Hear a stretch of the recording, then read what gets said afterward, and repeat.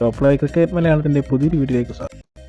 ICC ലോക test ചാമ്പ്യൻഷിപ്പിന്റെ ഫൈനലിൽ തുടർച്ചയായി രണ്ടാം തവണയും ഇന്ത്യ ഓസ്ട്രേലിയ മത്സരം ഉണ്ടാകുമെന്നാണ് വിലയിരുത്തൽ.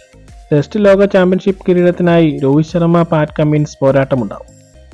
പോയിന്റ് പട്ടികയിൽ ഇന്ത്യയാണ് ഒന്നാമത്. 71.67 വിജയ ശതമാനമാണ് ഇന്ത്യക്കുള്ളത്. ഇതിനകം തന്നെ ഇന്ത്യ 10 ടെസ്റ്റുകളിൽ 7 വിജയവും 2 തോൽവിയും 1 സമനിലയുമാണ് ഇന്ത്യക്കുള്ളത്. ഓസ്ട്രേലിയക്കാവട്ടെ 62.50 വിജയ ശതമാനമാണ്. 12 ടെസ്റ്റുകളിൽ നിന്നായി 8 വിജയവും 3 തോൽവിയും 1 സമനിലയുമാണ് ഓസ്ട്രേലിയക്കുള്ളത്. ഓസ്ട്രേലിയയാണ് 2ാം സ്ഥാനത്ത്. 3ാം സ്ഥാനം ന്യൂസിലാൻഡിനാണ്.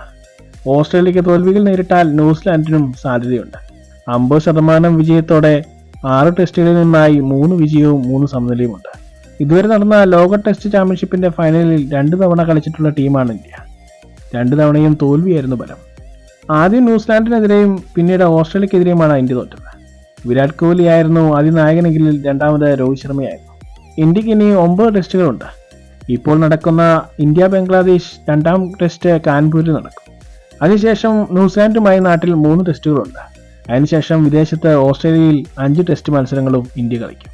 അങ്ങനെ ഇനി കളിക്കാനുള്ള 9 ടെസ്റ്റുകളിൽ നിന്ന് 4 വിജയമോ അതിൽ കൂടുതൽ നേടിയാൽ ഇന്ത്യ ഡയറക്റ്റ് ഫൈനലിലേക്ക് എൻട്രി നേടും. അതുകൊണ്ടാണ് എല്ലാ സീനിയർ താരങ്ങളും ബംഗ്ലാദേശ് ടെസ്റ്റിൽ മത്സരിക്കുന്നത്. കാരണം കാൻപൂരിൽ നടക്കുന്ന 2ാം ടെസ്റ്റ് വിജയിച്ചാൽ പരമ്പര തൂത്തുവാരാം. അതിനുശേഷം നാട്ടിൽ നടക്കുന്ന ന്യൂസിലാൻഡ് പരമ്പരയും തൂത്തുവാരിയാൽ ഇന്ത്യ ഡയറക്റ്റ് ഫൈനലിലേക്ക് എൻട്രി നേടും. പിന്നീട് ഓസ്ട്രേലിയ നടക്കുന്ന ഇന്ത്യ ഓസ്ട്രേലിയ ടെസ്റ്റ് പരമ്പര വിജയിക്കുക അത്ര എളുപ്പമല്ല.